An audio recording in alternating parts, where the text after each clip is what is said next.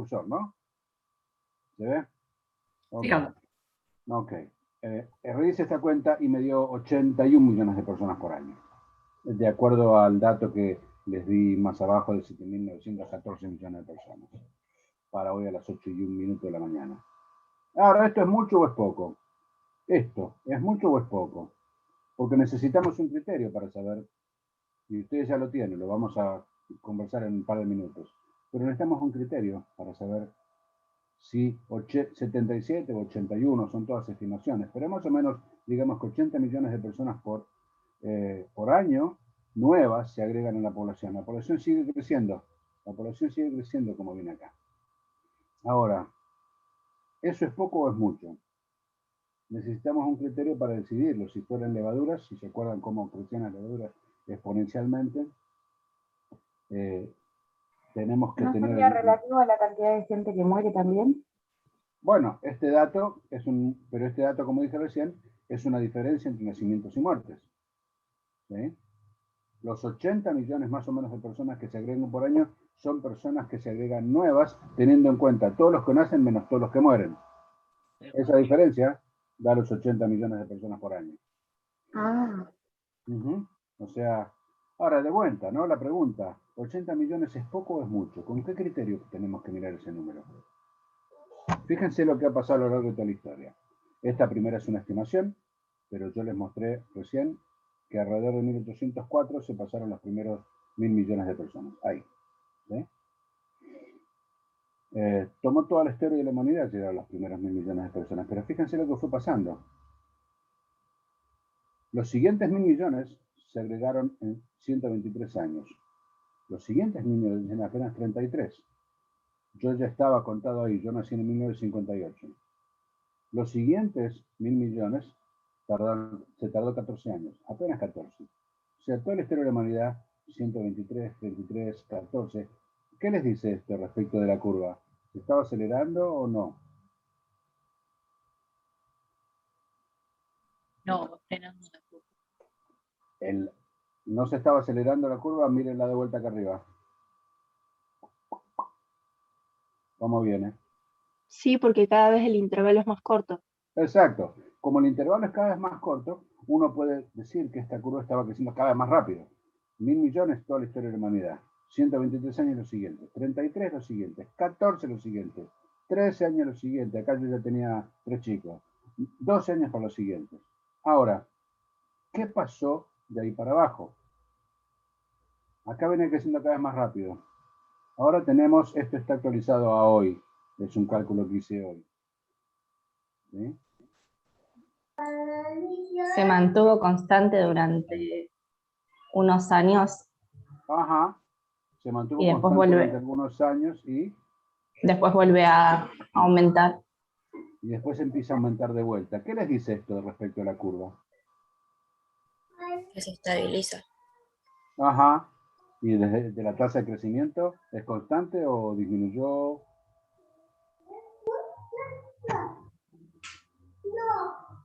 Si la población sigue creciendo pero cada vez más despacio, ¿la tasa de crecimiento fue constante? ¿Subió o bajó?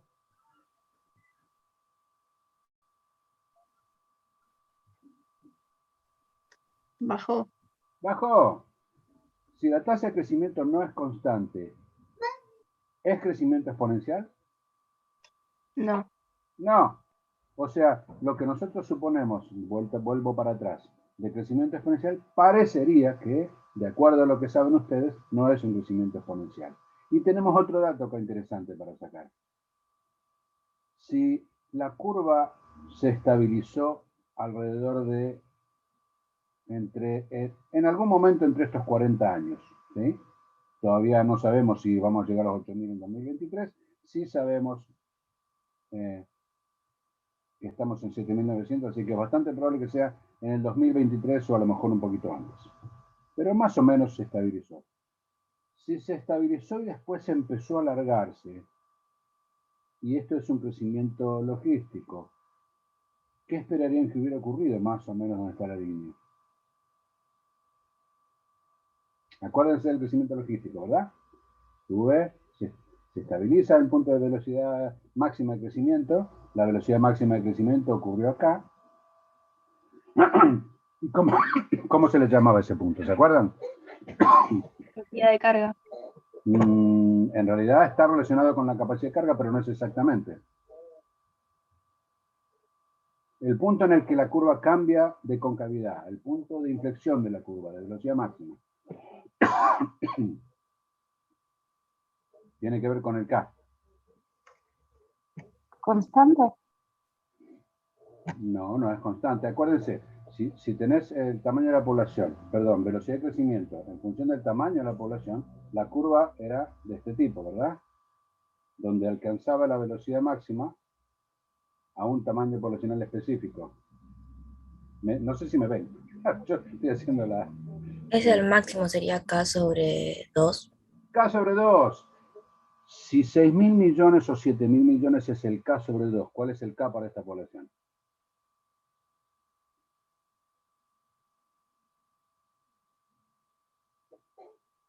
¿Sabe multiplicar por 2?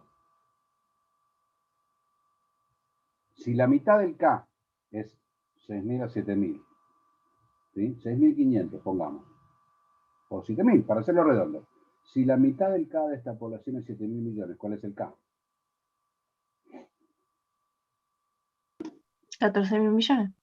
14.000 millones, retengan ese número en la cabeza. Esto es si el crecimiento fuera exponencial, ¿verdad? La potencial de crecimiento, sí, acuérdense del ejercicio de las levaduras. 700.000 millones si el K fuera, perdón, si la población creciera exponencialmente. Esto es si la tasa de crecimiento fuera constante.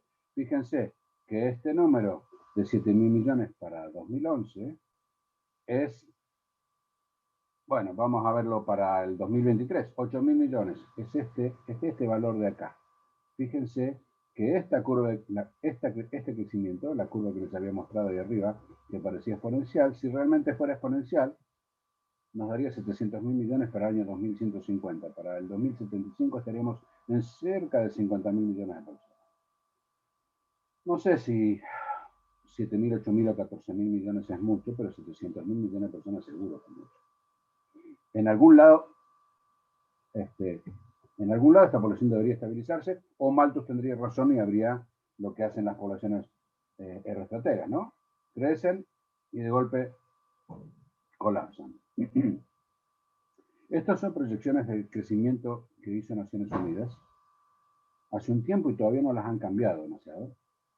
Donde, fíjense, si uno esperara que la tasa de crecimiento, esto es, proyecciones de crecimiento, si la tasa de crecimiento bajara mucho, la población se estabilizaría en 8.000 millones para el 2050. Estamos casi en 8.000 millones. O sea, esto no. Si la tasa de crecimiento fuera intermedia, estaríamos en los 9.000 millones. Si fuera muy alta, estaríamos en los 13.000 millones para el año 2050. Más o menos. ¿Sí? Y si fuera igual, estaríamos en los 11.000 millones. Acuérdense que ustedes dijeron que 6.500 por 2 sería, bueno, dijimos 7.000, 14.000. Entre 13.000 y 14.000 millones de personas. Si fuera 6.000, vamos a hacer todas las cuentas. Si fuera 6.000, sería 12.000. Si fuera 7.000, sería 14.000. Pongámosle 13.000 millones de personas como una posible estimación del K para la población según estos datos. ¿Sí? Según estos datos, acá se habría alcanzado la velocidad máxima de crecimiento. Ese sería el caso de 2 si la población fuera de crecimiento logístico, y entonces el doble de eso sería el K para esta población. ¿Sí? En no todos, ahora, esto es un dato global, no en todos lados se crece a la misma velocidad. Ustedes han visto esto ya en pirámides, ¿no? Pero esto es una pirámide que en las regiones menos desarrolladas, de una población que está creciendo, uno puede pensar que esta población es una población que está en crecimiento, y uno sabe con casi total seguridad que esta es una población que está estabilizada, y en realidad en particular esta, como es en Alemania, en Italia o en España, son países que tienen tasa de crecimiento negativa. Esto es, la población está disminuyendo en realidad.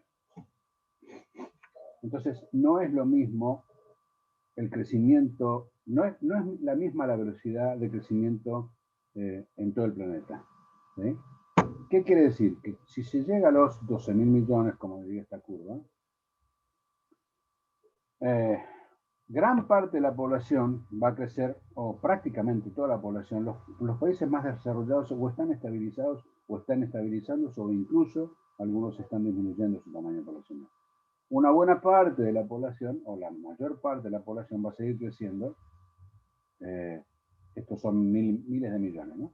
Va a seguir creciendo en los países menos desarrollados. Y esto trae problemas y discusiones políticas respecto a los países. Si los recursos se repartieran de manera igualitaria, este grupo de países perdería recursos a manos de estos países. ¿Entiendes? Esta es una problemática que entra en una discusión política que tiene que ver con este tipo de... con esta temática. Bueno, habíamos hablado de... yo les mostré esta curva, pero esa curva tiene impacto sobre cosas que ustedes ya han visto, o algunas las van a ver, pero ya han visto contaminación. A mayor cantidad de población, mayor cantidad de contaminación. No necesariamente, pero es una regla bastante general. Se contamina el agua, el problema con la capa de ozono, tenemos calentamiento global, cambio climático en general. Algo van a ver sobre el agua de biodiversidad, ya lo han visto, con los recursos naturales, pérdida de suelos, bosques, deforestación. En la medida en que estas poblaciones crezcan mucho, si los recursos no se reparten más o menos equitativamente, ya sabemos quiénes son los que van a pasar hambre. De hecho, eso está pasando. Seguridad alimentaria tiene que ver con la... seguridad alimentaria es un término que definió las Naciones Unidas, la FAO, la División de Naciones Unidas para la Alimentación, que dice que seguridad alimentaria es una población o una persona, un individuo, cuenta con seguridad alimentaria cuando tiene cantidad de comida en cantidad y en calidad suficientes como para tener una vida saludable toda su vida. A eso se refiere seguridad alimentaria. Y si lo pensamos en ese sentido, un gato en un departamento en Londres tiene mucha mayor seguridad alimentaria que muchos chicos o muchas personas en todo el planeta. Y esto tiene que ver con algo que se relaciona con la salud también y lo vamos a ver después en un rato. ¿Qué me pasó acá? Estaba... algunos indicios de que las demandas actuales estarían comprometiendo el bienestar futuro, o sea, de las generaciones futuras, tienen que ver con que estas cosas están ocurriendo. Deforestación sale en los diarios, y no sé si lo han visto, y si no lo verán en recursos naturales. Erosión y contaminación de suelos y de aguas también. ¿Sí? Esto sí lo han visto. Disminución de la capacidad de retención de agua, que tiene que ver con la deforestación y la erosión de suelos principalmente. Pérdida de especies y disminución de la diversidad. Cosas que si no han visto verano lo habrán tocado al menos en algún momento, que tiene que ver con el deterioro de la capa de ozono, el efecto invernadero y el cambio global. Todas estas cosas nos dicen que las demandas actuales están comprometiendo el bienestar futuro de la población humana, no solamente la actual. Ahora, algo ya hablamos de esto, ¿no? Dijimos que la discusión tiene que ver sobre si la población humana, si hay sobrepoblación, vamos a ponerlo así. Ahora, en términos de lo que venimos hablando, ¿de qué estamos hablando cuando decimos superpoblación? ¿Qué criterio tendríamos en cuenta para decir que una población está sobrepoblada? No quiero usar el término porque quiero ver si alguno se tira al agua y lo dice. ¿Qué criterio tendríamos? Ya lo hemos hablado hace un ratito. ¿Qué criterio deberíamos tener en cuenta? Ustedes lo saben, ya lo han visto. Cantidad de recursos podría ser uno. ¿Cómo? ¿De vuelta? Cantidad de recursos podría ser uno. Cantidad de recursos, sí. Cantidad de recursos es una buena parte de la respuesta. Pero conceptualmente, algo de lo que hablamos 4 o 5 diapositivas atrás y que ustedes vieron en poblaciones. Una población está sobrepoblada cuando ha sobrepasado ¿qué?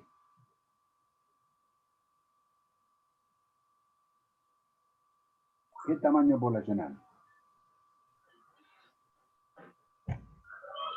La capacidad de carga que había. Sí, muy bien. Y volver para atrás. Es eso. Se trata de la capacidad de carga. Un criterio razonable para decir si realmente el planeta está sobrepoblado, para esta población en particular que somos nosotros, es tratar de ver cuál es la capacidad de carga. Porque crecer a 80 millones por año, a ver, una población de bacterias crece muchísimo, pero muchísimo más rápido que eso. Y sin embargo, no necesariamente está sobrepoblada. El tema tiene que ver con la capacidad de carga del ambiente para esa población en particular. Si está por encima de la capacidad de carga, entonces sí lo podemos decir. Pero para eso tenemos que calcular la capacidad de carga. Acabamos de hacer una estimación. ¿Se acuerdan? Si esa población se comporta como cada estratega, uno pensaría que 13.000 millones de personas sería un número razonable para una capacidad de carga, de acuerdo a cómo esa población se está comportando. ¿Sí? De acuerdo a cómo viene la dinámica. A lo largo de los años, cerca de 70 personas, si yo no recuerdo mal, desde 1679 hasta hasta el año 2000 prácticamente, sigue habiendo gente que lo hace, ¿sí? Ha tratado de estimar. Fíjense, esta es una escala logarítmica, ¿sí? Uno de estos dos puntos son los 700.000 millones que yo les había dicho hace un rato. Y algunos de estos dos puntos son 2.000 millones de personas que algunas personas calcularon, dos investigadores psicólogos de Estados Unidos calcularon en los años 70, que la capacidad de carga para la población humana es de 2.000 millones de personas. ¿Sí? La escala logarítmica, estos son 2.000 millones de personas, y uno de estos dos es 700.000 millones de personas. ¿Por qué varían tanto? Porque tiene que ver con lo que uno asuma que puede producir el planeta. ¿Cuál es la capacidad del planeta para producir alimentos y procesar residuos para esta población en particular? De acuerdo a lo que uno calcule o estime que puede estar pasando, uno puede tener estimaciones. Estas estimaciones tienen que ver con que ya había hambre en el mundo, 2.000 millones de personas en los años 70, y una de estas estimaciones fue un físico loco de los 700.000 millones que dijo, bueno, no importa cuáles son los recursos del planeta, ¿cuál es el número máximo por encima del cual es imposible que siga creciendo? Y como era físico, dijo, termodinámicamente es la cantidad de personas que hay en un lugar, que si yo agrego una sola más, las personas empiezan a morir de calor. ¿Sí? No tiene nada que ver con ninguna racionalidad biológica. Pero si agrego una sola más, la temperatura corporal va a hacer que las personas empiecen a morir de calor. ¿Cuál es ese número? Y le dio 700.000 millones. Más allá de todo, fíjense el valor de la mediana. Esta es la mediana, no el promedio, ¿no? ¿Qué quiere decir esto? Que más allá de que algunos calcularon muy por debajo y otros muy por arriba, estas 70 personas a lo largo de los últimos 300 años, como conjunto, estimaron que la población humana tenía una capacidad de carga de 12.000 millones de personas. Anda más o menos cerca de los 13.000 que dijimos hace un rato, o 14.000, dependiendo de qué número agarráramos. Bueno, en el 96, ahí lo tienen. Estos dos autores estimaron la huella ecológica. ¿Ustedes ya vieron huella hídrica? ¿O huella de carbono? Huella de Sí, carbono, sí, hídrica no. Ok, la huella de carbono. Tiene que ver con lo mismo. Es cuánto carbono, en ese caso se produce por persona, en este caso cuántas hectáreas son necesarias para producir los bienes y servicios que una persona consume a lo largo de su vida.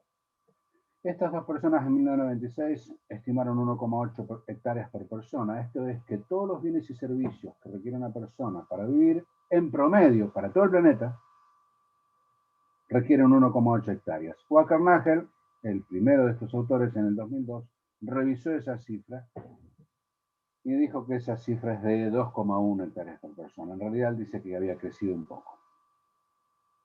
Más allá, yo voy a tomar esta simplemente por una cuestión de cálculo, más allá de que de si es 1,8, 2,1, 2,7, 1,6, cualquiera sea el número, lo que nos importa acá es que este número nos permite tener una vara de medida para comparar.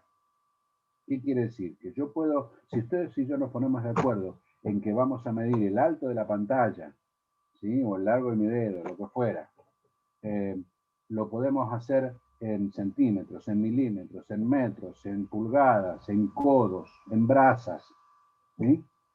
Pero una vez que nos ponemos de acuerdo en cuál es el patrón de medida, podemos comparar cosas de manera, y ponernos de acuerdo respecto de si algo es más alto, más bajo, más grueso, ¿sí? Esto nos sirve como un metro patrón, como una medida. Y voy a tomar este número simplemente porque ya tenía los cálculos hechos para ese número. Pero después vamos a hablar de este otro, porque él dice algo más respecto de eso. La huella ecológica no es más que una herramienta contable. Bueno, supongo que saben leer, así que no se los voy a decir. Esto es la huella ecológica. Y el objetivo es evaluar el impacto de un modo de vida y compararlo con la biocapacidad del planeta. Y esto es el K para la población humana. Y como dijimos cuando vimos las pirámides, no en todos lados se crece a la misma velocidad.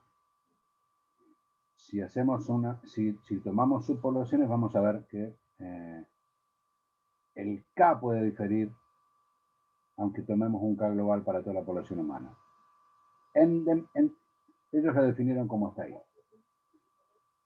Los voy a dejar que lo lean, no lo voy a leer yo, ¿sí? Pero esencialmente dijimos la cantidad de espacio que idealmente produciría la cantidad de recursos necesarios para que una persona viva o una población se mantenga estable de manera definida. Es una herramienta que ayuda a planificar la sustentabilidad, que es lo que dice ahí abajo. Ahora, dijimos, asumiendo que este es el valor correcto, no importa si es 1,8 o 2,1, vamos a hacer las cuentas con ese 1,8. Si el promedio mundial es 1,8 hectáreas por persona, ellos también lo que hicieron fue calcular para diversos países y para regiones el impacto, la huella ecológica. La huella ecológica es el impacto que una población tiene sobre el ambiente. Si esto es el promedio para todo el planeta, ¿sí? Para toda la población humana, en realidad no es parejo, porque un canadiense, un estadounidense o un holandés consume mucho más que un hindú en términos de recursos. El impacto que tiene un chico que nace en Canadá es mucho más grande que el impacto que tiene un chico promedio que nace en India o que nace en África o que nace en Argentina. Y tampoco es igual para toda la Argentina. No es lo mismo nacer, el impacto que tiene un chico que nace en Barrio Norte en Capital que un chico que nace en el medio del impenetrable en Chaco. No es el mismo el impacto que tiene. La cantidad de recursos que consume una persona en una situación y la cantidad de contaminación que produce, desechos que produce, no necesariamente contaminación, pero la cantidad de desechos o basura que produce no es lo mismo en un lado que en otro. No es lo mismo en Europa que en el medio de algún país de África Central. Y estos son los cálculos que ellos hicieron. Ahora, si nosotros comparamos esos impactos, podemos decir que un canadiense está produciendo, no es más que dividir esto por esto, ¿no? Esto por esto.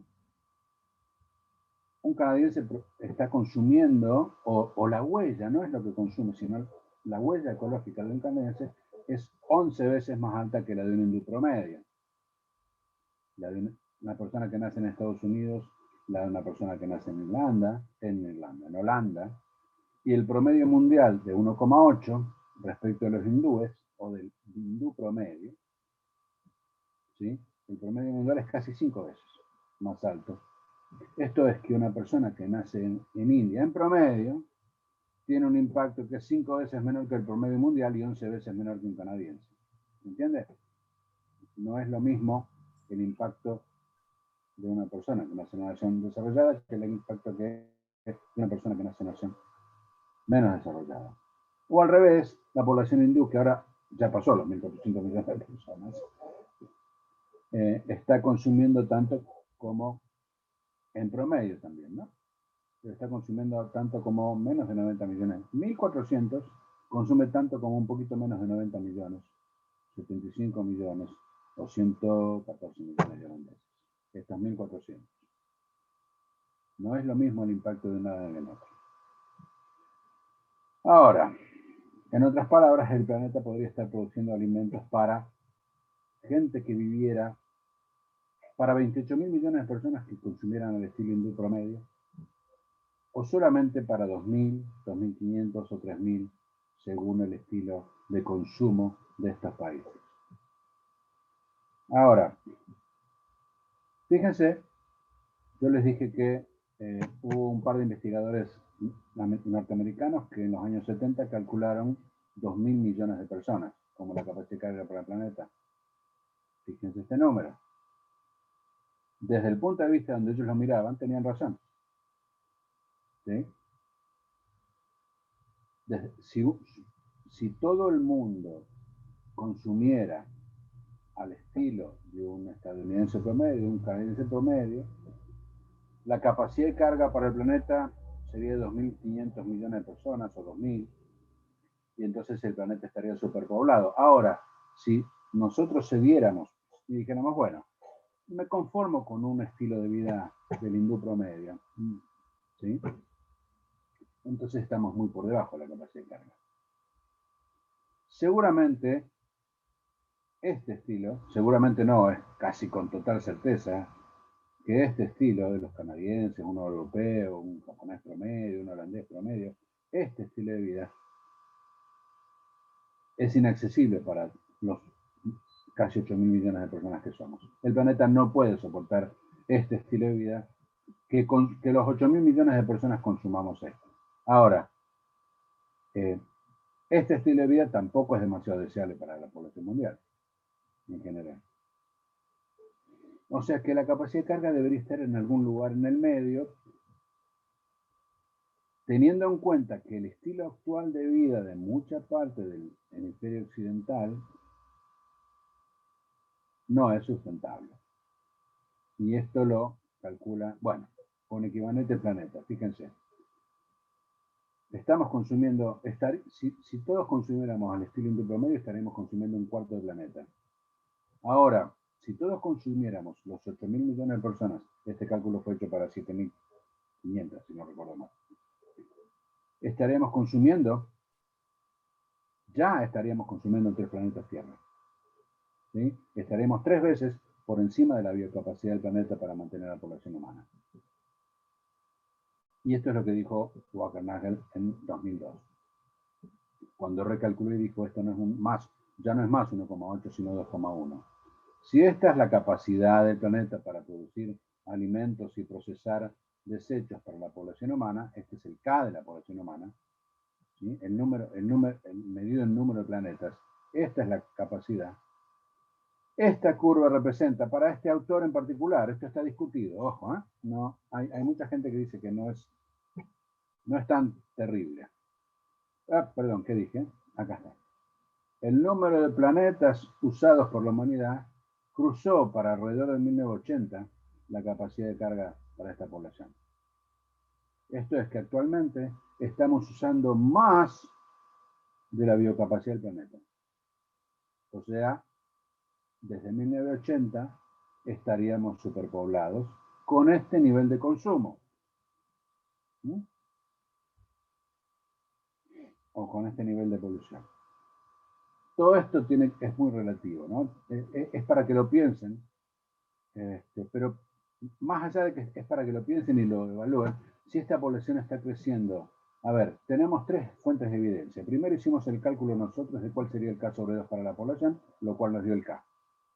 Después dijimos, bueno, hubo 70 personas que a lo largo de la humanidad, a lo largo de los últimos 300 años, intentaron calcular y dio 12.000 millones de personas, en promedio. Algunos muy por encima, algunos muy por debajo, pero no en promedio. La mediana es de 12.000 millones de personas. Nosotros habíamos calculado 13.000 a 14.000 según datos reales. Y esta persona dice, bueno, ¿cuánto era en 1980? Vamos para atrás. ¿Cuánto era la población en 1980? Vamos para atrás, tendría que haberla puesto. Vamos. Tendría que haberla puesto. ¿Cuánto era en 1980? Más o menos 5.500 millones de personas. ¿Sí? Ahora, vamos para adelante, vuelta. Ahí estamos. 1, 2, 3 más. Ahí está. Ahora, Todo esto es para pensarlo, porque todo esto sigue teniendo que ver con no solamente cuál es el número de personas, y esto es lo importante, sino cuánto consume, y cuando digo consume estoy diciendo cuántos recursos utiliza y cuántos desechos produce. ¿Sí? ¿Cuánto consume cada uno de los individuos de esa población en particular? La respuesta no es sencilla, porque tiene que ver con cuál es el estilo de vida o cuál es el tipo de consumo que va a tener la población humana en algún momento cuando se estabilice. Que seguramente Digamos se va... Sí, dale. que es relativo, porque si hubiese esa cantidad de personas, o aumentaría la cantidad de personas, pero se mantendría otro tipo de consumo, o se haría, se utilizarían recursos renovables, o se trabajaría, por ejemplo, que hay toda una movida ahora con esto de las huertas agroecológicas, de consumir más cosas naturales y demás, esta curva bajaría, Sí, ¿o no? Es estoy de acuerdo. relativo. Sí, por eso le decía, esto es una discusión en marcha. Seguramente nos vamos a estabilizar en algún lado, porque si no nos estabilizamos, Malthus habrá tenido razón y una pandemia, la estamos viendo ahora, o una guerra, o una hambruna, o todo eso combinado, va a hacer que la población, si sigue creciendo, en algún momento colapse. Si nos comportamos como estrategas, vamos a colapsar. Por eso tiene razón Fabiana cuando dice es relativo. Creo que la conclusión de esta parte es que estamos creciendo muy rápido, pero no solamente el tamaño de la población importa, importa además cuál es el modelo de uso de los recursos y el modelo de contaminación en todo caso, o de cómo reelaboramos los desechos que estamos produciendo y de qué manera los disminuimos. La idea no es solamente reciclar, sino tratar de producir la menor cantidad de basura posible. Basura cero es imposible. Es un lindo lema para bajar la producción, pero en basura cero, todas las poblaciones, las hormigas tienen basureros en los hormigueros. Y una de las cosas que hacen algunos ecólogos que estudian las poblaciones de hormigas para estudiar la dieta es ver qué tiran en los basureros. Mirar lo que las hormigas sacan de sus hormigueros como basura. Así que sí, esto es relativo.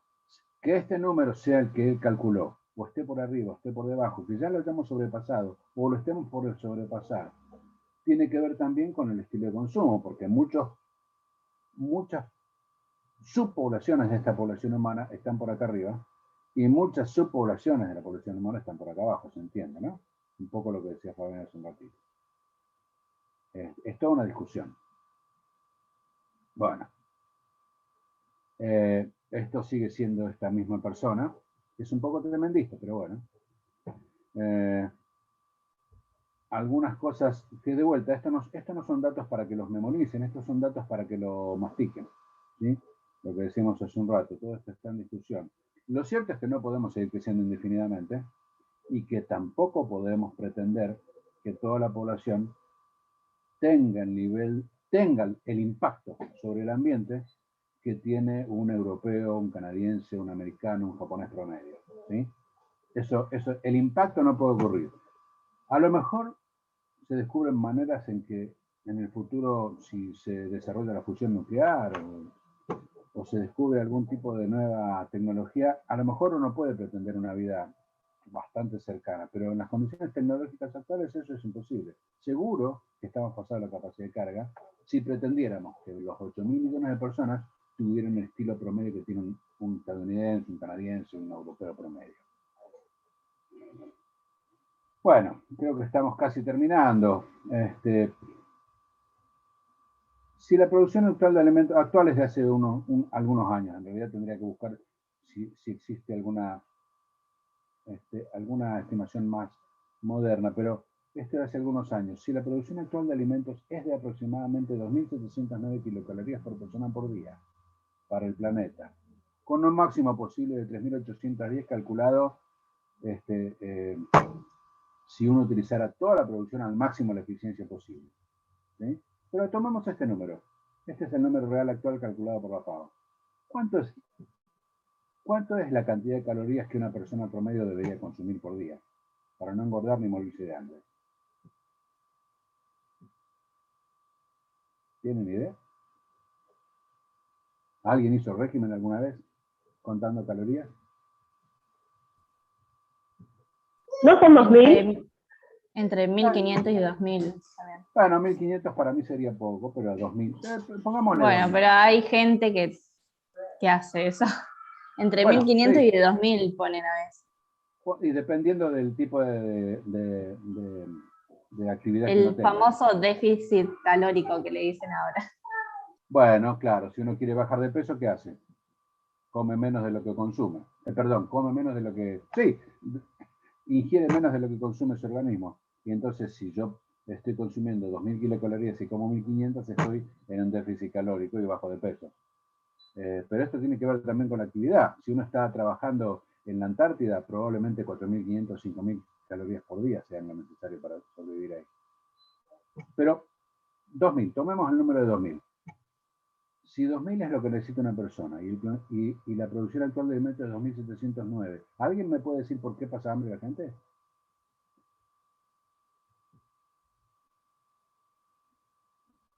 De vuelta, es el impacto diferencial entre distintas subpoblaciones de la población humana. Piensen que si a ver, nuestro país exporta soja, es el principal producto de exportación de alimentos. ¿Sí? El principal producto de exportación de Argentina es soja. Ahora, una enorme cantidad de esa soja va para alimentos para perros, para gatos, para peces y no para personas. Si yo tengo soja y me la viene a comprar un país para producir comida para perros y me la paga a buen precio, se la vamos a vender a ese país y no a algún país que las tiene que utilizar para alimentación humana y que no me la puedo pagar. ¿Me escuchan? Porque toqué algo acá. Sí, No sí, sé sí. si corté el micrófono. Se Bien. escucha. Sí, se ¿Cuál? escucha. Ok. Otro efecto que tiene que ver. Estamos produciendo dióxido de carbono. Si no lo vieron, lo verán en una cantidad importante. Estamos liberando una cantidad de dióxido importante en la atmósfera. Esto está produciendo que... Esta frase que está acá es una frase que yo encuentro simpática en todo caso, o tremenda de como lo miren, porque esta frase la escribí tal cual está ahí hace cerca de 15 años. Y sigue siendo exactamente así. Cada año que pasa, uno mira para atrás y los 10 años más cálidos siguen habiendo sido... ¿Qué quiere decir esto? La temperatura viene aumentando. Desde 1850, algunos calculan un poquito más de entre 0,3 y 0,6. Algunos calculan que ya estamos cerca de 1 grado promedio. Esto parece poco, pero el cambio climático que estamos viendo, el retroceso de los hielos continentales, el derretimiento de los hielos en la Antártida y en Groenlandia, tienen que ver con cambios que parecen minúsculos en la temperatura, pero que llevados a todo el planeta hacen que nieve un poquito menos en invierno en todos lados, llueva un poquito más y se derritan un poquito más los hielos.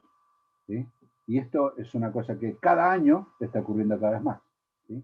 La cantidad de hielo y nieve que se produce es cada vez menor respecto a la cantidad de hielo que se derrite y nieve que no cae como nieve sino como lluvia. Si estuvieran iguales se mantendría.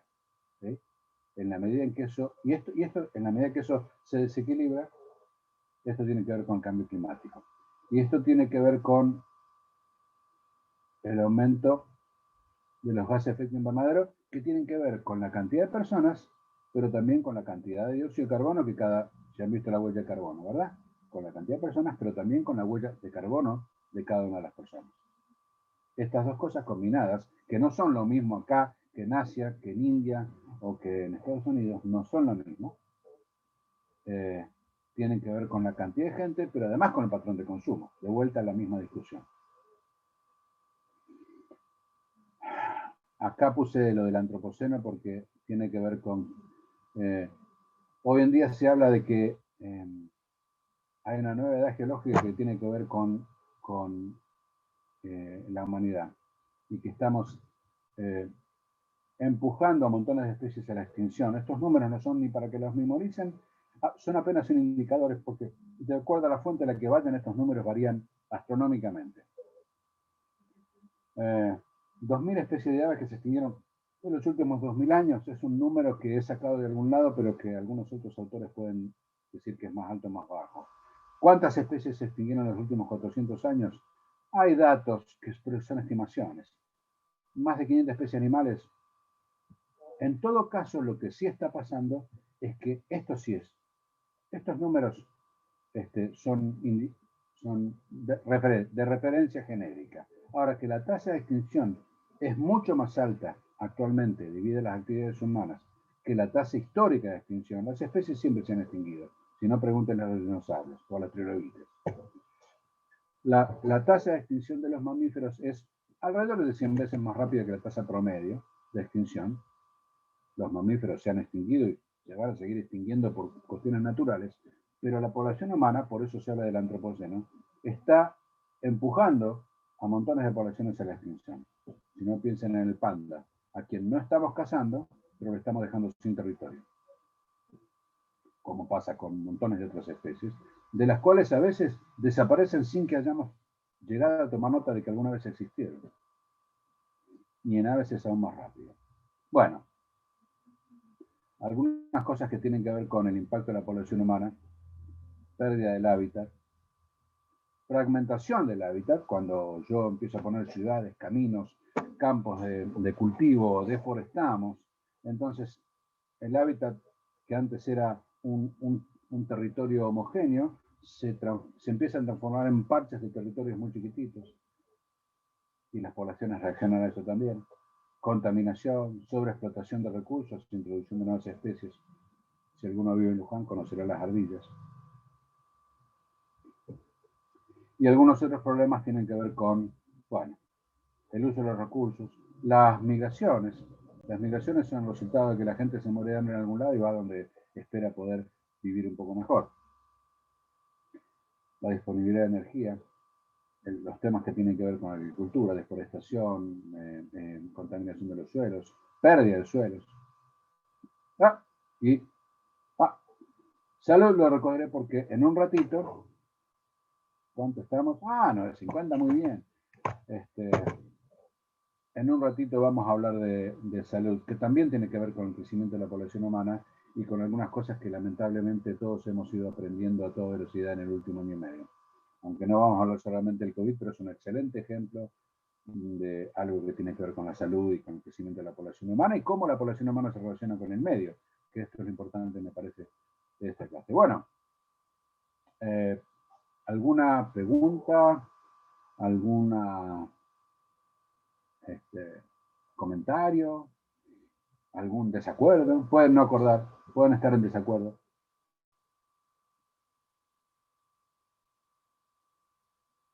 Hay 11 en el chat. Hay 11. 2000, alguien había puesto 2000 kilocalorías, alguien puso en el chat. Sí, es correcto. Bueno, lo hablábamos. Que hay más personas de las esperadas. Bueno, cuando hablábamos del K, probablemente. Ok. ¿Nadie tiene preguntas o comentarios?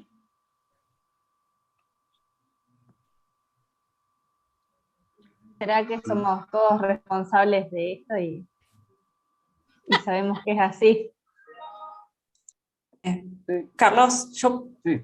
puedo hacer un aporte muy breve, porque este es un tema que es súper interesante, bueno, nos afecta a todos como ciudadanos, ciudadanas, y no solo como estudiantes o gente vinculada a la ecología, ¿no?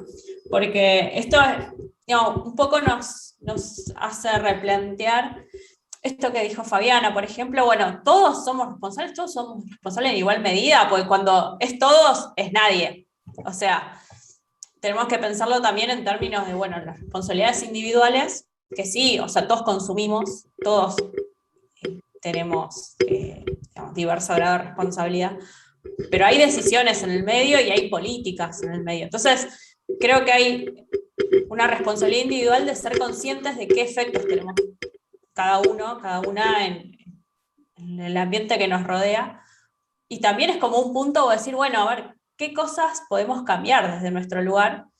Y empezar a reclamar esto que mostraba Carlos, que es fundamental de la seguridad alimentaria, de la soberanía alimentaria, porque seguridad alimentaria es como un piso.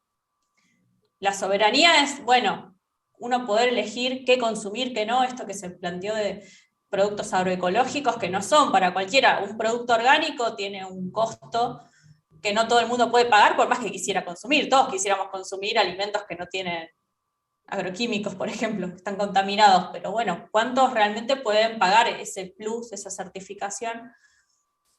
Y es restrictivo.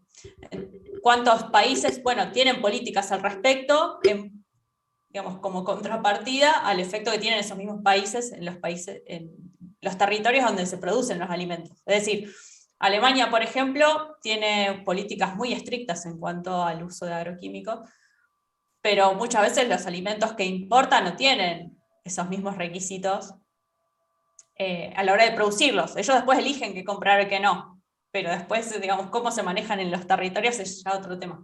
Entonces es interesante, bueno, cómo nos podemos involucrar en estos temas como ciudadanos, como personas que no solo están involucrados en el caso de ustedes, que están estudiando una ingeniería vinculada a la producción de alimentos, bueno, en realidad a la manipulación, o sea, no en sí a la etapa de producción, pero sí al posterior, y también como consumidores, y como también para divulgar y transmitir estas cosas, y no con un sentido pesimista, todo lo contrario, tiene que ser como un disparador para generar cambios. A mí me parece, es una opinión, pero... Es que yo pienso que, por ejemplo, es un todo, porque más allá de los agroalimentos, lo que yo me he ido dando cuenta con el tiempo es muy importante también el lograr o ir intentando de a poco el autoabastecimiento. No sé, por ahí haya personas que no estén de acuerdo, pero siempre escucho a mujeres o a hombres grandes que hablan de nosotros nunca tuvimos que ir a la verdulería a comprar tantas cosas, por ejemplo. Nosotros tirábamos un par de semillas y hacíamos conservas de tomate, ponele, que nos duraban durante todo el año. ¿Y por qué hoy sí o sí uno termina yendo a un supermercado a comprar una cajita de puré de tomate que a veces también te causa esa duda de que si realmente es puré de tomate o no? No sé si les pasa, pero bueno, es como dice Vero, de a poco es ir implementándonos las preguntas que tenemos e ir implementando ciertas medidas que cambien, que ayuden también a cambiar todo esto de las contaminaciones y todo. Sí, todo esto que estuvimos hablando es para masticar y pensar, más que para decir esto es así o esto es de otra manera, ¿no? Porque lo que decía Fabiana recién, sí, en otra época gente grande decía yo tiraba semillas, es cierto, pero también es un mundo en el que había menos de la mitad de las personas que hay ahora. Claro. Entonces, el espacio que uno tiene para poder tirar semillas no es el mismo que teníamos hace 50 años. Sí, el espacio por persona, digo, ¿no? Y también con el tiempo que uno tenía disponible para esas cosas, y hoy en día todos tenemos que trabajar, no se dispone el mismo tiempo, no se dispone de los mismos recursos, como decía el profesor. No todos tienen el mismo pedacito de tierra como para trabajar. Uh-huh. Bueno, si no hay más, son y 57. ¿Quieren hacer 10 minutos de descanso para baño y mate? Para reponer mate. Y hacemos la segunda parte que tiene que ver con salud y colateralmente con esto también. Bueno, en el chat contestan que sí. Asumo que sí, ¿no? En el chat contestan que sí. Ah, ok, bueno. A ver, son y 57. Nos reunimos de vuelta a 10 y 5. Bueno, 7 minutos. Vamos al baño y sacamos mate. En 7 minutos nos vamos de vuelta. ¿Y 5? Sí. Ok, bueno. 5 los veo de vuelta.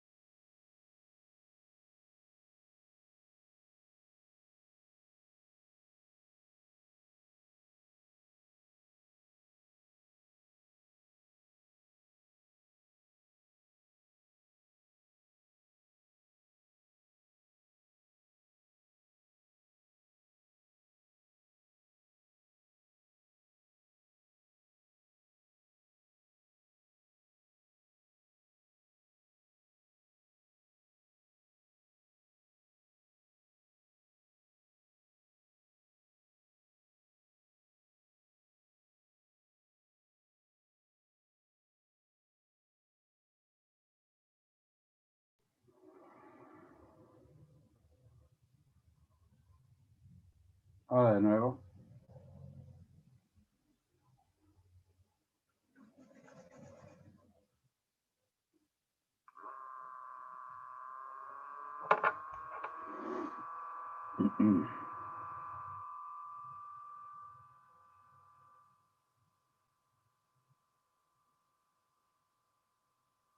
Bueno, no sé cuántos estamos. ¿Cuántos tenemos? 50 personas.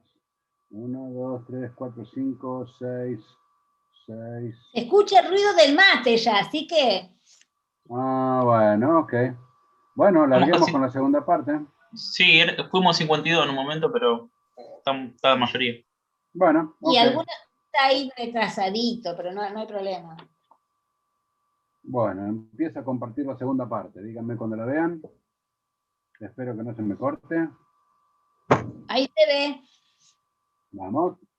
Yo la maximicé, pero mi computadora está lenta. Se ha puesto re lenta. Vamos, ahí está. Bueno, ¿se ve bien? Vamos a ver algo que está de alguna manera directa e indirectamente relacionado con lo que acabamos de ver de la población humana. Y lo vamos a ver en una intersección de las cosas que ustedes han visto, de las cosas que acabamos de ver. Una es que las epidemias son una interacción entre distintas poblaciones. ¿Sí? Una población es vista como un recurso o es tomada como un recurso por unas bacterias, por un virus o por un depredador. Y esa interacción puede verse, perdón, esa relación o las epidemias pueden verse como una interacción. Esa interacción tiene que ver muy centralmente con cómo esa población se relaciona con el medio y también con su tamaño poblacional. Si hay una población muy dispersa, con una muy baja densidad, las epidemias van a ser menos frecuentes o menos probables que si la población tiene una densidad muy alta, sobre todo para algunas enfermedades, y todos venimos aprendiendo de esto desde hace 1 año y medio. Vamos a hablar un poquito de eso en un rato. Pero bueno, la Organización Mundial de la Salud define a salud como eso, ¿no? Es un estado de equilibrio que se logra por una adaptación armónica al medio ambiente. Esto tiene que ver con lo que vemos en ecología, ¿verdad? Esto es una relación armónica con el medio ambiente. Y la enfermedad no es más que la pérdida de ese estado de equilibrio, en todo caso, que puede ser físico, psíquico, social. Tiene que ver con no solamente con las enfermedades. No solamente con las enfermedades infectocontagiosas, bacterias, virus y demás. Enfermedades mentales y algunas otras cosas tienen que ver también con cómo nos relacionamos con el medio. Para ponernos de acuerdo con algunas definiciones, endemia es una enfermedad que ocurre regularmente en un lado. Una epidemia es cuando se dispara el número de casos. Y una pandemia no es más que una epidemia, pero a nivel de continental o como ahora mismo el COVID en todo el planeta. Estas son palabras que en otra época tenemos que pedir que las aprendieran, pero me imagino que en el contexto en el que estamos ahora, todos sabemos lo que es. Endemia puede ser. Una endemia es una enfermedad que es prevalente de manera consistente todo el tiempo en un lugar. Eso es una endemia. La gripe es una endemia en prácticamente todos los países del mundo. Todos los inviernos hay casos de gripe. El COVID veremos qué es lo que pasa. Si desaparece, si no desaparece o si se transforma en endémica. Esto es que nos vamos a tener que vacunar todos los años, como hace mucha gente con la gripe. Y si vamos a tener que soportar que de vez en cuando hay epidemias, como hay epidemias de gripe, como hubo hace unos años epidemias de sarampión, que de vez en cuando el número de casos se dispare y tengamos otra vez. Veremos qué sucede con esto. Bueno. Las enfermedades o las epidemias, muchas enfermedades tienen, como dice ahí, ciclos complejos que involucran a varias especies.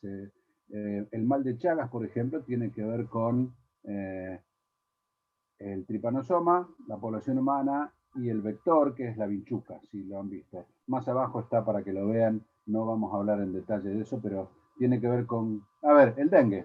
el dengue que todo el mundo hemos hablado, tiene que ver con el virus del dengue, tiene que ver con el mosquito que lo transmite y tiene que ver con la población humana que se infecta. Ahí tenemos 3 poblaciones que están en interacción. Hay un vector en el medio. Sin mosquito no hay dengue. ¿Se acuerdan de la propaganda? El descacharrado que para que el agua de lluvia no se junte, que es donde los mosquitos ponen los huevos y se reproducen. Esto tiene que ver con eliminar el vector de la enfermedad. De nuevo, tiene que ver con cómo nos relacionamos con el ambiente. La malaria es una enfermedad que también se transmite por mosquitos y tiene que ver con los lugares donde se crían los mosquitos.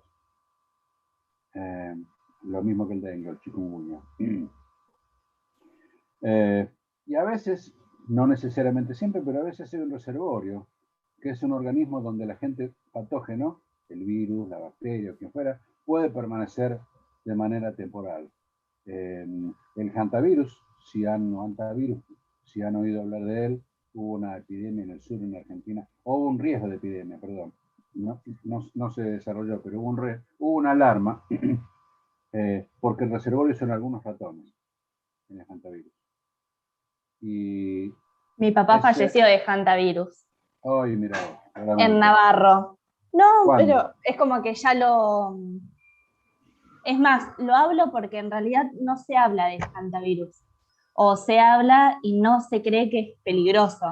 A mi papá lo fulminó en 6 días. Wow. Y estoy en Navarro, no es que estamos en una zona como que generalmente se habla de más peligro en el sur. Y sí, es peligroso, así que Sí, hay sí. que cuidarse. Sí. Tener ratones cerca de, en la zona donde uno vive, los colilargos, como se los llama, que son reservorios del virus, es complicado porque el virus, bueno, Fabiana, vos lo sabes bien, pero se transmite por las heces y la orina de los ratones. Y el virus no sobrevive mucho tiempo a la luz del sol. Los rayos ultravioletas los matan fácil, pero si uno tiene un galpón cerrado y tiene ratones, y esos ratones orinan o defecan en ese lugar, y uno va y limpia, mueve o barre y levanta ese polvo, uno lo respira y se contagia. Así que sí, es complicado. Se habló el año pasado de hantavirus mucho, en el verano pasado, porque pasó que hubo floración de caña coihue en el sur, en varios lugares, y la caña coihue suele florecer en montones de lugares al mismo tiempo, tiene ciclos.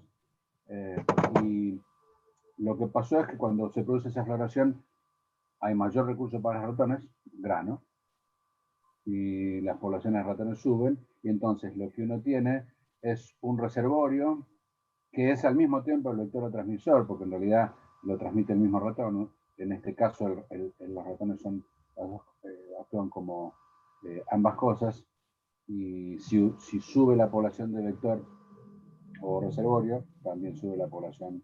Es lo mismo que está pasando con el COVID también, ¿no? Si tenemos una cantidad de contagiados muy alta, la cantidad de contagios también aumenta. Y entonces eso hace que la curva se dispare. Esto es lo que pasa con una epidemia y lo vamos a ver en un ratito. Bueno. Algunas cosas que tienen que ver, ustedes quizá no se acuerden, eran muy chicos, vamos a poner todo al mismo tiempo que se vea.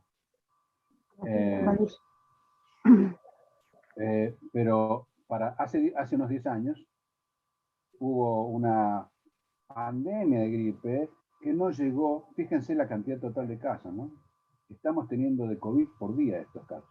Ahora bajó un poquito, pero anduvimos bastante más alto en algún momento que esto. La cantidad total de casos. Cuando ocurrió esta pandemia del H1N1, en 2010, cerramos todo como lo hicimos ahora, solo que en ese momento tuvo efecto, o el virus no era tan contagioso, y entonces no se produjo una diseminación tan rápida como el incendio que causó el COVID en todo el mundo, no solamente acá. Pero bueno, después vamos a hablar de COVID un poquito más, porque como lo conocen lo uso más de ejemplo, pero tenemos cólera, dengue, fiebre, chikungunya y gripe. La gripe tiene picos todos los inviernos, lo mismo que el dengue. El dengue tiene picos todos los veranos, ahora vamos a ver un poquito mejor esto. Pero hay montones de enfermedades, mal de Chagas, paludismo, malaria, fiebre hemorrágica, angina, mar de los rastrojos, lo seguimos poniendo, aunque hace rato que yo no oigo que haya casos, hantavirus, como hablamos recién, o el dengue, que el dengue pasó desapercibido, pero tuvimos una epidemia de dengue el año pasado. Pasó desapercibido porque se hablaba solamente del COVID. De hecho, se sigue hablando prácticamente del COVID. No se habla de casi ninguna otra enfermedad, pero el año pasado tuvimos una epidemia de dengue. Resumiendo un poquito lo que estuvimos charlando hasta acá. Hay montones de enfermedades que están asociadas a cómo nos relacionamos con el medio ambiente. Si estamos en contacto con agente causal, si estamos en contacto con el reservorio o el vector, si tenemos un montón de mosquitos, por ejemplo, para dengue o para malaria o para fiebre amarilla, si estamos en contacto con el vector, con el y estamos en una relación con el medio ambiente en la cual nosotros favorecemos que los vectores aumenten su tamaño poblacional. Esto es, no tenemos en cuenta que en el fondo tenemos latas que juntan agua y crían mosquitos, que tenemos fuentes donde ponemos agua para que tomen los canarios o los gorriones o las palomas, o que tenemos alguna charco que se forma, o que tenemos una pileta de natación y no la limpiamos como corresponde. Ese es el lugar donde los mosquitos ponen huevos, y los huevos de los mosquitos desarrollan bien, entonces la población del vector, que en este caso es el mosquito, aumenta y la cantidad de casos de dengue aumenta, simplemente porque estamos relacionándonos mal con una población. Si yo saco todas las fuentes de cría donde se pueden criar los mosquitos, sin mosquitos no hay dengue, ni chikungunya.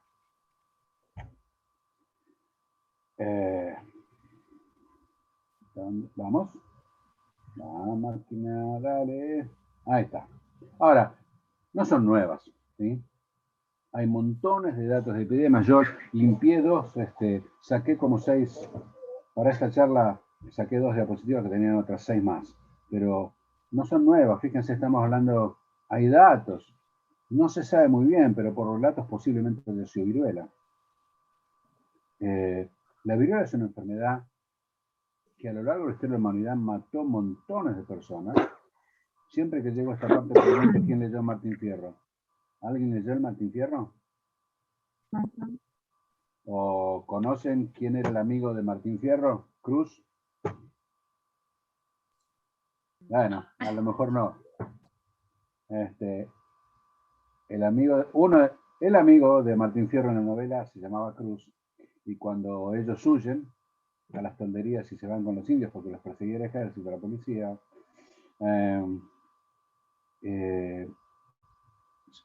se agarran viruela y Cruz muere de viruela. La viruela es una de las 3 o 4 enfermedades que vino de Europa y es una de las 2 o 3 principales. La viruela, junto con la gripe, junto con las enfermedades de transmisión sexual, son las 3 principales enfermedades que mataron o diezmaron a las poblaciones indígenas en América. Mucho más que las armas de los españoles o de los ingleses, de los franceses acá o en Norteamérica. Las enfermedades transmitidas. Ahora, gracias a la vacunación, y vamos a hablar de eso, a fines de los años 80, no, mediados de los años 80, la viruela desapareció. No hubo prácticamente registrado en ninguna parte del mundo un caso de viruela nunca más desde mediados de los 80. Esto hizo que las Naciones Unidas hicieran casi una fiesta el día en que decidieron que efectivamente los únicos agentes teológicos de la viruela están en laboratorios. Y no hay transmisión de viruela. No hay enfermos de viruela desde hace por lo menos 30 años. Y piensen que es una de las enfermedades que fue más mortales para la población humana a lo largo de la humanidad. Bueno, fíjense, 5 millones de muertos totales estimados. Fíjense lo difícil que es además hacer este tipo de estimaciones. Otra, las ratas como portadoras, probablemente haya sido la muerte negra o peste negra, o peste bubónica, de las cuales todos han oído hablar. Se inició en Asia, los mercaderes que venían a Europa desde Asia la trajeron y mató 2/3 de la población. Londres prácticamente el 80% de la población murió o se fue de Londres. Y Europa no volvió desde 1350 al nivel de poblacional anterior hasta 200 años después. Y se calcula 100 millones de muertos totales. La gripe española, otra cosa. En realidad se inició en Kansas, pero no importa. Mató más gente que la primera. Se desencadenó durante el final de la Primera Guerra Mundial. Había pasado la epidemia, fíjense cómo no tiene que aprender estas cosas. Para el final de la Primera Guerra Mundial, la epidemia parecía que había pasado. Terminó la Primera Guerra Mundial y la gente salió a la calle en todas partes del mundo a festejar. Y eso hizo que viniera una segunda ola, mucho peor que la primera, y mató más gente que la Primera Guerra Mundial. Más gente que la guerra. Y fíjense lo difícil que es de estimar. Entre 40 y 100 millones de muertos totales. No es lo mismo 40 millones que 100 millones de muertos, ¿no? Es difícil. La gripe asiática, la gripe de Hong Kong, bueno, un montón. O sea, las epidemias no son nuevas. Conocemos que ocurren. ¿Y qué pasa cuando aparece una epidemia? Esto es bastante típico de toda epidemia. Las epidemias tienen típicamente un umbral.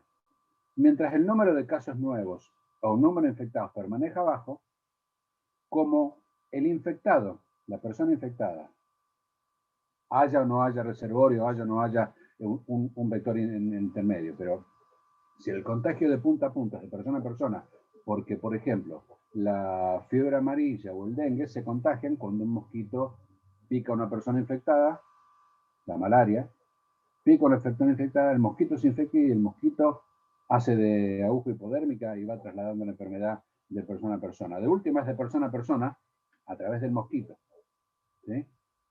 En vez de a través del estornudo, como puede ser con el COVID o con las gripes normales. Pero tienen típicamente un umbral.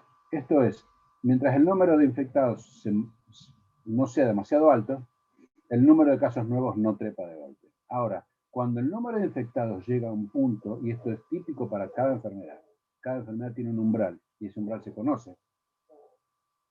Para muchos casos, para el COVID no sé. Pero para muchas enfermedades se conoce. Hay un punto a partir del cual uno entra en la zona de riesgo. Si yo supero ese número de infectados, voy a ver que los casos nuevos se disparan muy rápidamente. Esto es que se dispara la epidemia. Ahora, en la medida en que aumenta el número de casos, yo me acerco al umbral a partir del cual entro en la zona en que la velocidad de contagio es tan alta, porque hay una cantidad de infectados que son los focos de contagio altos, que entro en la zona de riesgo donde la epidemia se dispara. Ahora, también funciona igual al revés, aunque el umbral no necesita ser el mismo. Pero si yo bajo el número de infectados, en algún momento la epidemia se desploma. ¿Por qué? Porque si la cantidad de infectados baja por debajo del umbral, y esto tiene que ver con cuán contagiosa es la enfermedad, entre otras cosas, pero si baja por debajo del umbral, la velocidad de contagio baja tanto que la epidemia no puede sostenerse y se termina la epidemia. Esto es lo que pasó con la peste negra. Esta peste negra, ¿por qué desapareció en Europa? No había vacunas. No había, es una bacteria. No había vacunas, no había conocimiento de que existiera la bacteria. La gente no sabía que era porque había ratas que eran vectores de la peste negra. Pero se murió tanta gente y la poca que quedaba se fue de las ciudades, que la densidad de la población bajó muchísimo y entonces la enfermedad se quedó sin gente para contagiar. Y esto es lo que hizo que la epidemia parara. ¿Sí? Un poco, esperemos que no pase eso con el coronavirus. Vamos a ver algo de eso en la siguiente, creo. Sí, en la siguiente. Bueno, ahí vamos a ver eso. Pero bueno, todas las epidemias tienen un umbral. Y de vuelta, esto tiene que ver con lo que vieron de dinámica de poblaciones. Es una interacción entre poblaciones. Haya o no haya vector, haya o no haya reservorio. Puede ser más complicada si tenemos, como la peste negra, tiene la bacteria que es el agente causal o etiológico, la bacteria que produce la enfermedad, Yersinia. Tenemos la rata que es el reservorio, la pulga sobre la rata que es el vector que contagia al humano y la población humana. Tenemos 4 poblaciones que están en interacción. La bacteria, la rata que es el reservorio, la pulga de la rata que es el vector y la población humana que se contagia. En la gripe tenemos de población a población, de persona a persona, o el COVID. Es más fácil de modelar, digamos, desde el punto de vista de cómo funciona la epidemia. Pero en cualquier caso es una relación, una interacción entre poblaciones y tiene que ver con las densidades poblacionales de las poblaciones que están interactuando y tiene que ver con cómo se relacionan. Si no hay mosquitos, no hay dengue. Si yo me relaciono bien con el medio ambiente, no tiene por qué haber dengue. O malaria, o chikungunya, o zika. Si yo me relaciono bien con el medio ambiente, uno debería poder controlar la epidemia o la pandemia de COVID.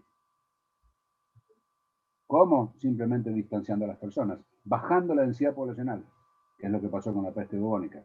Solo que la peste bubónica, la muerte negra, la densidad poblacional bajó prácticamente.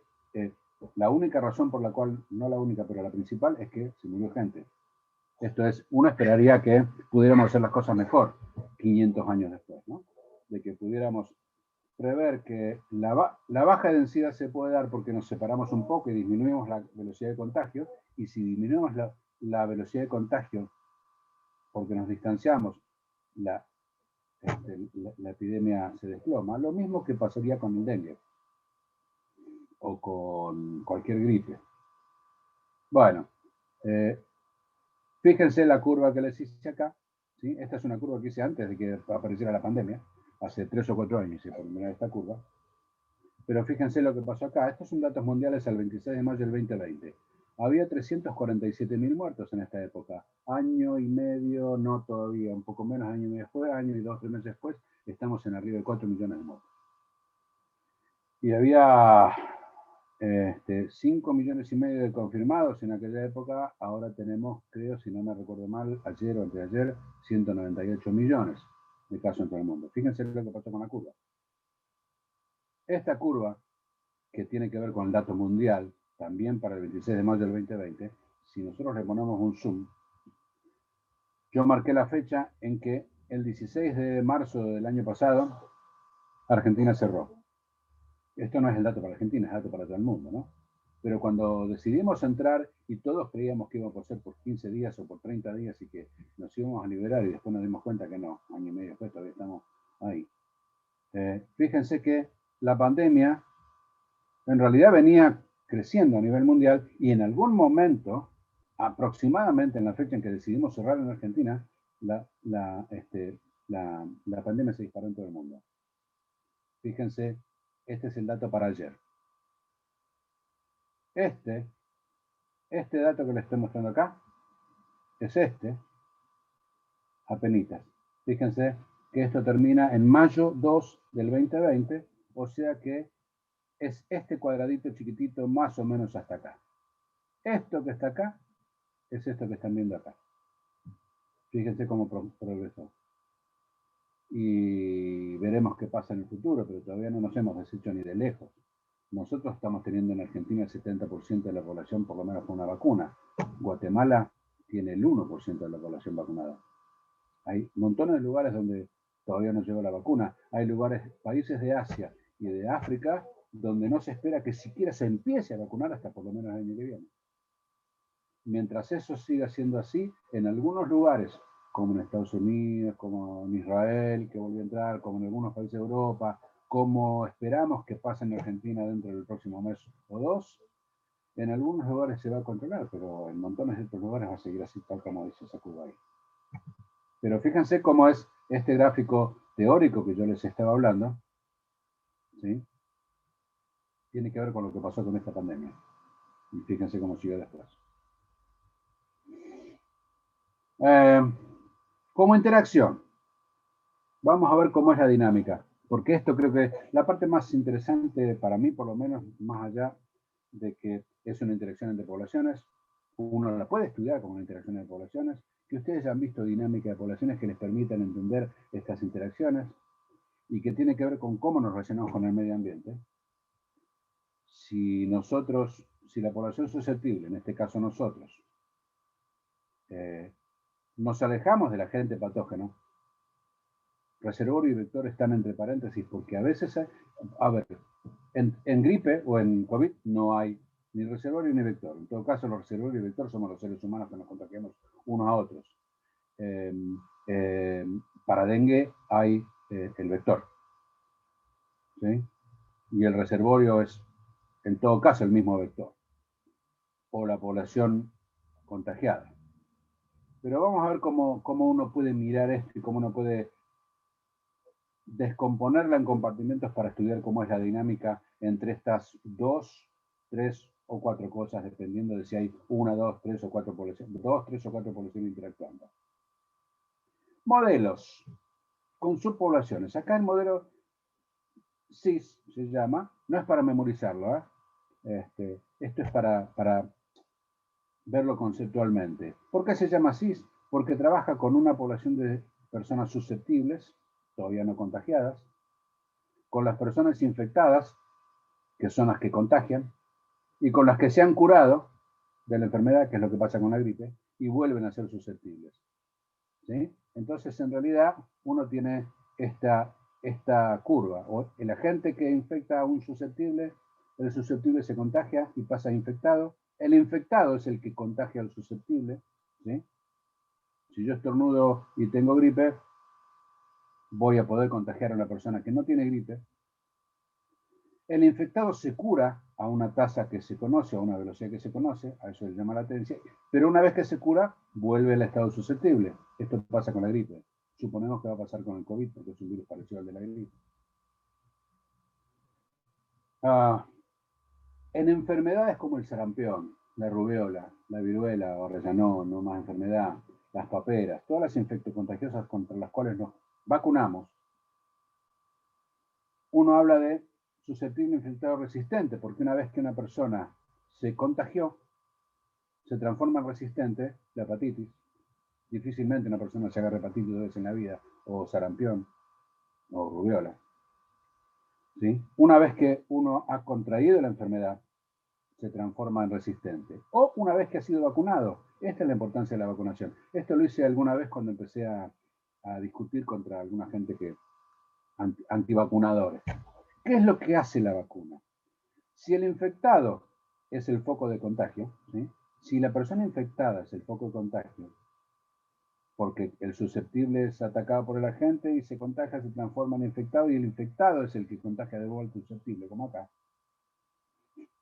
¿Qué pasa si yo lo vacuno?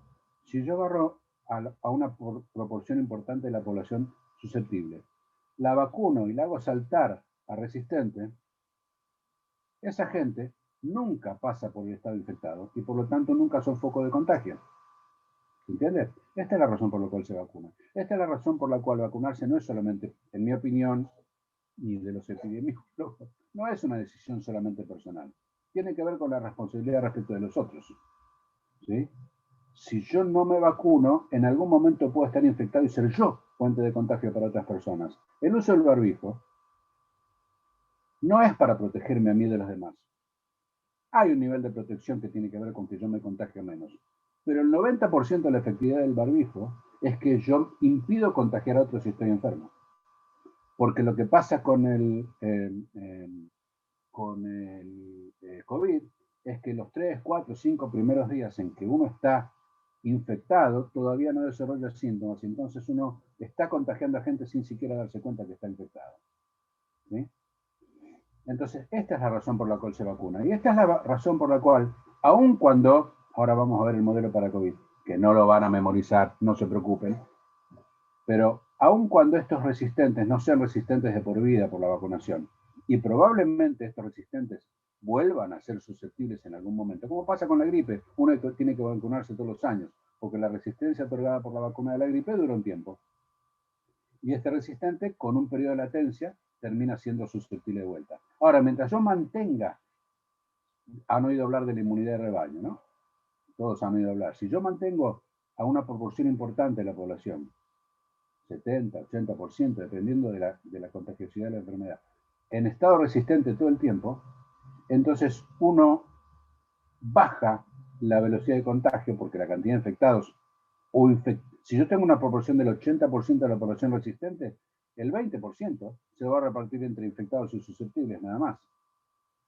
Si una proporción es suficientemente baja, si la proporción de susceptibles es suficientemente baja, la enfermedad no tiene gente contagiable en cantidad suficiente para mantener la velocidad de contagio y la epidemia se desploma. Esto es lo que se espera que pase con la vacunación, más la gente que se enfermó. La gente que se enfermó, más la gente vacunada, esperamos que haya suficiente cantidad de resistentes como para que los susceptibles sean tan pocos que la epidemia se desplome. Esto no va a pasar, aún si lo hacemos en Argentina, si lo hacemos en Estados Unidos, si lo hacen en Japón, en Israel, en Alemania, mientras en el resto del mundo todavía haya cantidad importante de susceptibles, hay dos cosas que van a pasar. Nos podemos recontagiar y además si hay muchos susceptibles y va a haber muchos infectados, es en los infectados donde el virus muta. El virus no puede vivir fuera de una persona, fuera de una población. Entonces, si la cantidad de infectados baja mucho, la probabilidad de que aparezcan nuevas variantes también va a bajar mucho. Porque el virus tiene que estar en algún lado para reproducirse y en esa reproducción alguna mutación va a aparecer. Si eso no ocurre porque el número de infectados es muy bajo, entonces la cantidad de variantes nuevas va a disminuir también. Ahora, mientras en el resto del mundo, no importa lo que hagamos acá en Estados Unidos, mientras en el resto del mundo siga habiendo cantidad de susceptibles infectables y la cantidad de infectados permanezca alta, van a seguir apareciendo nuevas variantes. Esta es la razón por la cual, y es una estimación personal, a lo mejor me equivoco, no voy a apostar ningún lechón esta vez, pero yo creo que esto no va a terminar de pasar por un par de años más, mínimamente. Y esta es una predicción que dentro de 2 años me dirán si tuve razón o no. Y el modelo para el COVID no es para que lo memoricen, es para que vean cómo se estudian estas cosas y cómo uno las puede descomponer en partes. Acá abajo está explicado, esta Mónica la iba a subir, supongo que ya la ha subido, pero fíjense, es un poco más complicado, porque tenemos susceptibles, enfermos que están en periodo de incubación, infectados, ¿sí?, que son presintomáticos, esos desde susceptible hasta acá se infecta y acá es presintomático, gente que todavía no está consciente de que tiene la enfermedad, pero que ya está contagiando. Y estos son los que transcurren la enfermedad sin síntoma ninguna, nunca se van a enterar que la tuvieron hasta que se hagan algún hisopado, si es que alguna vez se lo hacen. Este número es el más difícil de conocer. Y estos pasan a resistentes, con alguna flecha que faltaría acá susceptibles, porque es probable que la resistencia de las vacunas o de la enfermedad no dure de por vida para esta, por lo menos si es como la gripe. Y uno tiene los infectados severos, algunos de los cuales pasan a moderados y se curan, algunos infectados que se mueren, muerte, algunos infectados leves que se curan. A mí me pasó, yo me di la vacuna en marzo y hace mes y medio, 2 meses me agarré la enfermedad. Por suerte tenía una dosis de la vacuna mínima y me agarró muy, pero muy suave. O sea, yo pasé por esta etapa ahí. Ahora espero con una vacuna, el COVID, y otra vacuna, porque ya me di la segunda, espero estar acá y permanecer en esta cajita de reposición por lo más largo posible. Pero bueno, estos son, y acá lo que faltaría es una flecha que no se sabe muy bien de cuántos o cómo de estos resistentes pueden pasar o recuperados, como dice ahí, pueden pasar a susceptible de vuelta. Lo bueno de pensarlo de esta manera es que si uno puede calcular las tasas en las que estas flechas ocurren. Si yo le pongo tasas o velocidades a cada una de estas flechas, yo puedo predecir de alguna manera. De hecho, uno de los docentes que participó en esto, Fernando Momo, es docente de la universidad. Y estuvieron tratando, yo diría casi infructuosamente, ponerle tasas a estas flechas. Porque si uno le pone tasas a cada una de estas flechas, uno puede modelar qué es lo que pasa con la enfermedad, qué es lo que estaba tratando de hacer. Sobre todo tratando de ver de qué manera los S, por cualquiera de estos caminos, o salían porque se morían, o pasaban a resistentes, cómo iba a disminuir ese y cómo esto iba a afectar la tasa de contagio, que es esta flecha. Esta es la flecha más importante de todas ellas. ¿Sí? Bueno, no es para que lo memoricen, pero es para que vean cómo uno puede ver que esto tiene que ver con la interacción entre dos poblaciones. Si hubiera una tercera población, porque esto fuera el mosquito para el dengue, también podría, si fuera la peste negra y estuviéramos hablando de 4 poblaciones con un reservorio también. Pero simplemente es agregar flechas a esto, pero uno puede descomponerlo así. Tenemos un ratito para... todo esto se vigila prácticamente en todos los países del mundo se vigila con mayor o menor eficiencia. Argentina tiene un Ministerio de Salud que publica boletines una vez por semana. Le llama boletín sanitario y proviene del sistema. ¿Cómo se vigila la enfermedad? Todas las semanas el Ministerio de Salud, en realidad con 3 o 4 semanas de atraso porque tienen que procesar todos los datos, pero saca un boletín por lo que llaman semana epidemiológica. La primera semana del año es la semana epidemiológica 1, la última semana del año es la semana epidemiológica 52, y ahora vamos por la semana epidemiológica, no sé, 30 será. Habría que fijarse. ¿Qué es lo que es? Fíjense acá debajo. Esto es para influenza, es gripe, digamos, todas las gripes reunidas bajo el nombre influenza general. ¿Qué es lo que pasa? Fíjense que si estamos en la zona verde, no hay problema. Si estamos en la zona amarilla, todavía estamos en una zona segura. Esta es la zona en la que se disparan las alarmas. Si los casos en la semana epidemiológica, SE quiere decir semana epidemiológica. Nosotros supongamos que estamos en la semana 30, acá, digamos, quizá un poco menos. Sí, por ahí, por la semana 30 o 31. Si los casos nuevos por día no superan los 50 o 60 casos, estamos en la zona de éxito. No hay peligro de que haya epidemia. Si para esa fecha estamos por debajo de los 100 casos, todavía estamos en la zona segura. Ahora, si para esta semana superamos los 100 y monedas casos por día, entramos en la zona de alarma. Y si entramos en la zona violeta, es porque estamos en epidemia. Esto es lo que pasó en el 2016, que hubo una epidemia de gripe. ¿Sí? Fíjense que no es lo mismo tener 100 casos para enero, donde la cantidad de casos es muy baja, normalmente. Si tenemos 100 casos en enero, estamos en la zona de epidemia, o en febrero o en marzo. Si tenemos 100 casos para agosto, probablemente estemos en la zona segura todavía. ¿Sí? Y esto se hace para todas las enfermedades. Bajen boletines epidemiológicos, van al Ministerio de Salud y se puede bajar, y van a ver gráficos de este tipo para cada una de las enfermedades. ¿Qué es lo que se hace? Uno hace para cada año,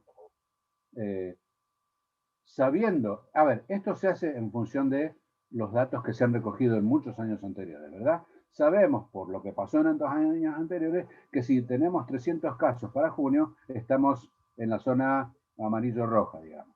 ¿Sí? Ahora, los sistemas de alarma funcionan para enfermedades, sarampión, por ejemplo. Ustedes habrán oído a lo mejor hablar de que hay campañas de vacunación. En algunos años hay campañas de vacunación para la rubéola, para la varicela, para el sarampión. ¿Por qué? Porque el gobierno, el Ministerio de Salud en Argentina dice, bueno, este año tuvimos esta cantidad de casos, ¿sí? Y estuvimos por acá. Al año siguiente, para esta misma semana, estábamos por acá, un poquito más arriba, perdón, ahí se ve, ¿sí? Un poquito más arriba, ¿sí? La enfermedad hizo un piquito y volvió a bajar. Para el tercer año tenemos un pico un poco más alto y entramos en esta zona. Ahí es donde se prenden las alarmas. El gobierno dice, vigilemos, porque si tenemos más casos que este podemos entrar en epidemia. ¿Qué es lo que se hace? Campaña de vacunación. Vamos para atrás de vuelta. ¿Qué es lo que se hace? Si este número de infectados, año tras año, en los años anteriores, viene subiendo de a poquito y se acerca al valor umbral, este valor umbral, ¿dónde estaba? Que yo le decía, ahí, este valor umbral. Y este valor umbral más o menos se conoce bastante bien para un montón de enfermedades contagiosas. Si estamos acá, si este valor está cerca del valor umbral y estamos en riesgo de que se dispare la epidemia, bueno, campaña de vacunación. ¿Qué es lo que se hace? Tratar de remover la mayor cantidad posible de susceptibles y pasarlo a ser resistentes para que la epidemia nunca se dispare. Esto se está vigilando todo el tiempo. Y esta es la razón de que de vez en cuando el gobierno diga campaña de vacunación, todos los menores de 20 años se vacunan contra sarampión. O todas las mujeres menores en edad de gestación tienen que vacunarse contra la varicela. Esto ha pasado y pasa regularmente. Y esto se hace de esta manera. Fíjense, creo que esta es una de las últimas y ya con esto casi que terminamos. Para no hablar siempre del COVID y de las gripes, y hablamos del dengue, que como les dije hubo una epidemia en 2019-2020 que pasó desapercibida porque todo el mundo estaba mirando al COVID y lo que pasaba con el COVID, pero hubo una epidemia. Fíjense, estos son años sucesivos, ¿sí? Fíjense que la enfermedad tiene un ciclo. Y es muy marcadamente estacional. Esto es enero, febrero, marzo. ¿Qué época del año es esta? Enero, febrero, marzo.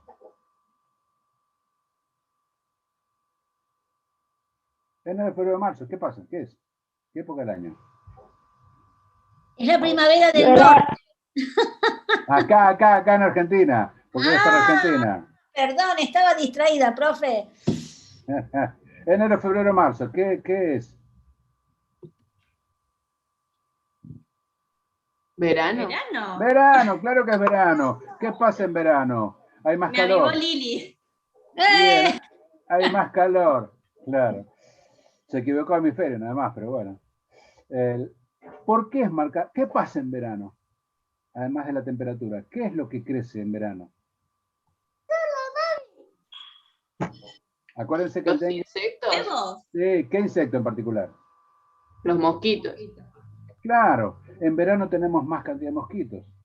¿Sí? Y entonces fíjense cómo esa mayor cantidad de mosquitos hace que la enfermedad tenga un pico precisamente en verano. Este es el dato de la epidemia del 2020, este que está acá. Fíjense cómo hizo. Este es el dato para años anteriores, el que está ahí abajo, estos dos, y este es el dato para el 2020. Fíjense que la epidemia es un pico. Pero siempre, fíjense que cada curva es un año. ¿Sí? Fíjense que siempre es un pico más o menos para febrero la enfermedad. Y esto tiene que ver con la manera en que estas tres poblaciones, el virus del dengue, el mosquito y la población humana, el mosquito como vector, nos relacionamos. ¿Y cómo nosotros nos relacionamos con el vector que es el mosquito? Si yo elimino todas las fuentes de agua en no más de 200 metros a la redonda, el mosquito es muy peridoméstico. ¿Qué quiere decir? Que no se mueve demasiado. Salvo que venga una ventolina y lo lleve lejos, normalmente el mosquito no se mueve demasiado. Si yo elimino los cacharros, ¿por qué no se ponen más flores en los cementerios?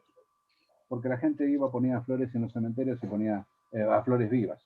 Lo que ahora se hace es tratar de alentar que uno ponga, si quiere, flores artificiales. ¿Por qué? Porque uno lleva flores y el cementerio es un lugar donde hay montones de criaderos de mosquitos. ¿Sí? Lo mismo que todas las cosas que hay en casa. Si uno tiene una pileta en casa de lona material, ¿qué hay que hacer? Regularmente cepillar el borde superior donde está mojado, donde puede mojarse, que es ahí donde pone mosquito, el mosquito y el huevo. Y si llueve un poquito y sube un poquito el agua, el huevo se moja y desarrolla el mosquito. Esta es la razón por la cual todos sabemos que si en verano llueve y los siguientes días son de calor, tenemos que salir corriendo a comprar off, porque dentro de una semana vamos a tener un pico de mosquitos. Bueno, y esto es para cerrar, porque lo que viene después ya son algunos ejemplos de enfermedades, que se los dejo para que lo vean ustedes. Pero, a ver, no siempre el agente etiológico o patógeno, el agente causal, es biológico. Estamos acostumbrados a las virus, las bacterias, protozoos como mal de Chaga, hongos, gusanos, planos. Pero los metales pesados que ustedes vienen en contaminación, los plaguicidas que también vienen en contaminación, la radioactividad o radiación ultravioleta que vienen con el agujero de ozono, o incluso el calor, son agentes que pueden causar enfermedades. Y creo que, bueno, se las muestro, pero es para que las vean ustedes y después Liliana les dirá qué les pediremos de eso, qué les pedirán de eso, pero algunas enfermedades que no son COVID, para no estar siempre, pero que son importantes en Argentina, ahí hay varias especies de como transmisor. Esto es qué es lo que pasa. Ahí está un resumen. Mal de Chagas, de vuelta. La vinchuca como es un parásito, un Trypanosoma cruzi, y la vinchuca es el vector. Si nosotros estamos cerca de la vinchuca, vamos a tener una probabilidad de contagiarnos más alta que si tenemos una casa que no cría vinchucas. Ahí está el resumen, antivirus, hablamos hace un rato, Fabiana nos contó algo. Ahí tenemos el resumen. Paludismo es una enfermedad que ha matado a montones de gente, hay no sé cuántos millones de personas en el mundo todos los años de paludismo. Malaria. Malaria, como la etimología de malaria viene de mal aire. Es el nombre porque está asociado a mosquitos y los mosquitos se crean en pantanos y los pantanos tienen mal olor. Entonces durante mucho tiempo se creyó que la enfermedad tenía que ver con el mal olor o con el mal aire de los pantanos. Por eso se llama malaria. O es uno de sus nombres. Ahí viene algún resumen y algunas otras enfermedades que son prevalentes de vez en cuando en Argentina. Creo que está la fiebre hemorrágica. Hay una fiebre hemorrágica argentina provocada por el virus de Junín, que hace unos 20 años tenía casos. Yo hace ratazo que no escucho que haya fiebre hemorrágica argentina causada por este virus de Junín, pero es una enfermedad que es endémica. Perdón, Carlos. Sí. ¿Te acordás que hace un par de años, por ahí se acuerdan, hará 2 o 3 años, hubo un pueblo en el sur que quedó aislado? ¿Se acuerdan? Por un brote del virus Junín. Ah, mira, no me acordaba. Que empezaron con las campañas de vacunación contra la fiebre. Y acá en Navarro hubo un chico también. Mi papá falleció en 2010. Y hubo un chico, ponele a los 3 años, que 2 personas, uno falleció y el otro se salvó, porque como venían ya viendo que había este tipo de problemas, lo llevaron a otro hospital donde estaba especializado, tenía gente capacitada para hacerlo. Eso, porque en sí no es que con un remedio ya está, hay que hacer toda una hiperventilación para sacar el virus. Y por suerte el chico se salvó, pero sí, fue un año terrible. Como debe ser que yo le presto mucha atención a eso, pero había sido en el sur, Laura, ¿no? Claro. Cerca del Bolsón, por ahí. Sí, no me acuerdo exactamente qué pueblo, pero precisamente como medida, esto que habló tanto Carlos, como medida para contener a la enfermedad, lo que se hizo fue aislar y no podía ni entrar ni salir nadie de ese pueblo, de esa ciudad, para que no aumente la transmisión del virus y no se disperse por el resto de la Patagonia, pues encima fue enero, febrero, un momento de mucho turismo en el sur, pre-pandemia, entonces la gente se movía realmente mucho, ahora está mucho más limitado el tema del turismo, pero se habló bastante en los medios de esta ciudad que estaba aislada. ¿Esto era virus de Junín o antivirus? Virus Junín. Mira. Bueno, ahí está. La fiebre hemorrágica del virus Junín. Y creo que ahí estamos. Muy bien. Consultas, aportes, dudas.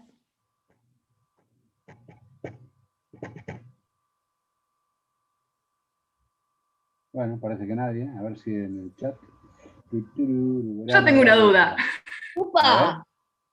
No, cuando mostraste el modelo del COVID, Sí. Me imagino que eso de separar a los enfermos infectados graves, moderados y leves debe tener que ver con la capacidad de respuesta del sistema de salud, ¿no? Si no, ¿por qué diferenciarlos? En parte sí, pero porque si te fijas en el texto de abajo, cuando lo bajen, en el texto de abajo dice los enfermos severos son los que requieren UTI, unidad de terapia intensiva. Sí. Pero además estaban queriendo, en realidad es ese diagrama de flujo, lo que tenían intención de hacer era tratar de ver si podían calcular las tasas para cada flecha. Pero hay tanto que se desconoce todavía que no sé. Sí, Pedro. Claro, iba a decir eso, que debe ser una limitante los datos de la diferenciación de los que van a UTI y de los que no. No sé si está registrado eso a nivel nacional. A nivel nacional sí, los que van a UTI sí, se sabe cuántas camas están ocupadas de todas las que hay. Sí, pero viste que también están los que están unos días y no necesitan UTI, que serían calculo yo que serían los moderados. Los moderados, claro. Ese dato me parece que es más difícil de obtener. Hay tanto que no se sabe todavía. Yo creo que dentro de 4 o 5 años vamos a tener un panorama más completo como para poder hacer ese modelo realmente. Ahora hay tantos datos que son, además aparecen variantes nuevas, por lo tanto las tasas de contagio son distintas para cada variante. Es un lío realmente. Fabiana preguntaba si tiene que ver con la carga viral también. Claro que sí. Es una hipótesis que yo tengo acerca de lo que me pasó a mí y a mi familia, pero la consulté y me han dicho, algunos médicos me dicen, sí, es probable que haya sido eso. Yo estaba vacunado. Mi hija, que fue la que la trajo, estaba vacunada. Mi esposa estaba vacunada, pero un hijo y su pareja estaban de visita en casa, viven en el Chaltén, estaban de visita en casa y se contagiaron. Y los que se contagiaron muy levemente. Yo me la agarré muy leve porque estaba vacunado. Mi hija y mi esposa se la agarraron muy leve porque estaban vacunadas, pero los dos que no estaban vacunados se la agarraron también bastante leve. Mi sospecha es que tiene que ver que como entró con un vacunado y los otros dos que nos contagiamos rápido estábamos vacunados también, la carga viral en casa debe haber sido suficientemente baja como para que les pasara. No lo puedo asegurar, pero sí, seguramente tiene que ver con eso. O por lo menos es importante con eso. Había una pregunta que era para Liliana en el chat. ¿Qué dice? El recuperatorio, Lili. Muchos piensan Sí, no. Ah, Dios. A las 13 nos juntamos a revisar el parcial y el recuperatorio de los parcialitos. Hoy no rinde nadie nada. Esto queda para fines de agosto. Les vamos a mandar un correíto con todas las fechas bien ordenaditas para que no se confundan. Ok. Bueno. Nos vemos en 3 minutos. En 3 minutos. Bueno, al resto nos vemos el jueves.